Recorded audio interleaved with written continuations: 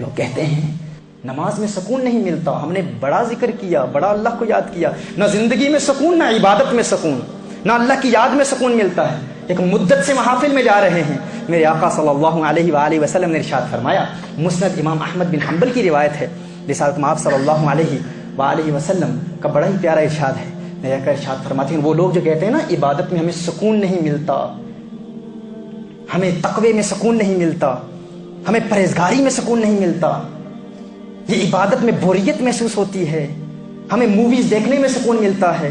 ہمیں فلمز دیکھنے میں سکون ملتا ہے، جو سکون سنیما میں ملتا ہے وہ ہمیں نماز میں کیوں نہیں ملتا، جو سکون گناہ میں ملتا ہے وہ ہمیں نماز میں کیوں نہیں ملتا؟ اچھا پھر وہی شخص کہتا ہے میں بڑا پرہیزگار بھی ہوں، بڑا نیکوکار بھی ہوں، وہ یہ بھول جاتا ہے کہ سکون اللہ نے ان عبادات میں رکھا ہے۔ جس طرح ایک بیمار شخص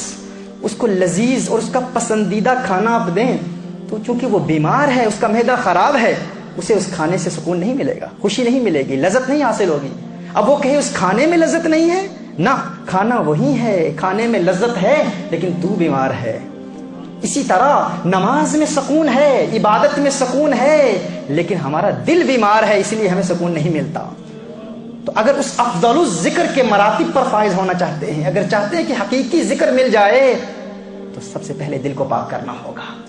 دل کو پاک کیسے کیا جائے گا، اس کا پریکٹیکل میتھڈ ابھی آپ کو انشاءاللہ تعالی میں بتاتا ہوں، تاکہ اس سے قبل یہ بات تو واضح ہو جائے کہ ان عبادتوں میں سکون ہے، لیکن ذکر کی محفل میں آنے والوں، اللہ کو یاد کرنے والوں، اور پوری دنیا میں جو لوگ مجھے اس وقت سن رہے ہیں، ان سے بھی یہی عرض کروں گا، جب بھی ذکر کی محفل میں جاؤ، سب سے پہلے یہ ارادہ کر لو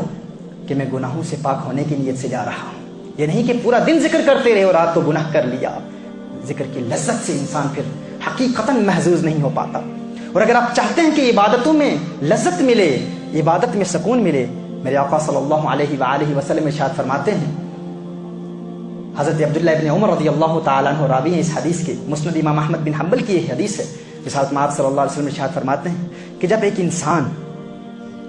کسی حسین چہرے کو دیکھتا ہے اور غیر ارادی طور پر انسان کی نگاہ کسی کے حسن کو دیکھتی ہے،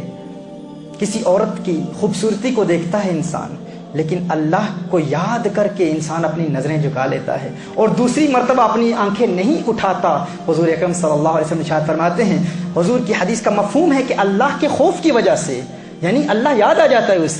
اسے اللہ یاد آ جاتا ہے، اور اللہ کی یاد کی وجہ سے دوسری مرتبہ اس حسن کو نہیں دیکھتا۔ حضور ارشاد فرماتے ہیں اللہ عز و جل ایسے شخص کی عبادت میں لذت پیدا کر دیتا ہے، مٹھاس پیدا کر دیتا ہے۔